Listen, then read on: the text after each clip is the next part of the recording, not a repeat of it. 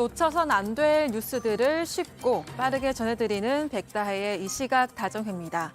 지금 시각 5시 24분인데요. 이 시각 다정회 소식들 먼저 키워드로 살펴보겠습니다. 네, 오늘의 첫 번째 소식의 키워드는 변호사 모태입니다. 우병우 전 청와대 민정수석이 앞으로 5년 동안 변호사 활동을 할 수 없게 됐습니다. 앞서 지난해 5월 우 전 수석은 대한변호사협회에 재개업을 신고했는데요. 하지만 이후 지난해 9월 우 전 수석은 박근혜 정부 당시 불법 사찰 및 국정농단 방조 혐의로 징역 1년형을 선고받았습니다.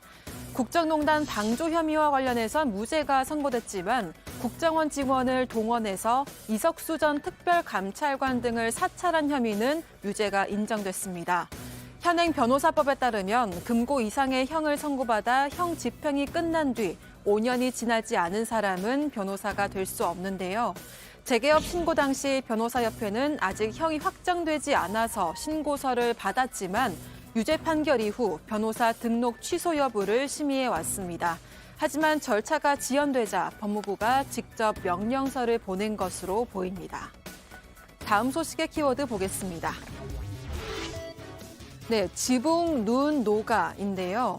북한의 영변 핵시설에서 우라늄 농축 정황이 포착됐다는 전문가의 분석이 나왔습니다. 국제원자력기구 사무차장을 지낸 올리 하이노넨 미국 스팀센터 특별연구원이 지난 1일에 촬영된 위성사진을 바탕으로 내놓은 주장인데요. 현장에 쌓인 눈이 중요한 단서를 제공한다며 우라늄 농축 공장 단지의 여러 곳에서 눈이 녹은 모습이 관측된다고 말했습니다. 이곳은 가동 중일 때만 가열되기 때문에 우라늄 농축 공장이 현재 활동 중일 가능성이 높다고 설명한 건데요. 이와 관련해 통일부는 북한의 핵미사일 동향에 대해서는 한미 공조를 바탕으로 면밀하게 추적 감시하고 있다고 밝혔습니다. 다만 특정 시설의 가동 여부 등에 대해서는 구체적으로 확인하기 어렵다고 전했습니다. 마지막 소식의 키워드는 다 같이 율동입니다. 먼저 영상을 하나 보겠습니다. 네, 이렇게 펜스 앞에 군중들이 우리에게 익숙한 멜로디죠. 빌보드에도 올랐던 동요, 아기 상어에 맞춰서 율동을 춥니다. 이들은 누구일까요? 바로 뉴질랜드 의회 앞에 모인 코로나19 백신 의무화에 반대하는 시위대입니다.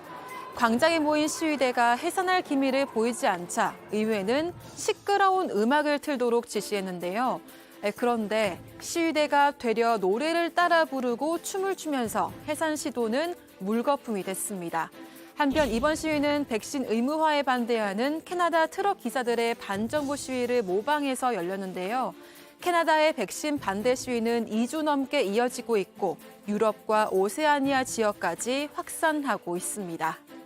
지금까지 이 시각 다정회 백다혜였습니다.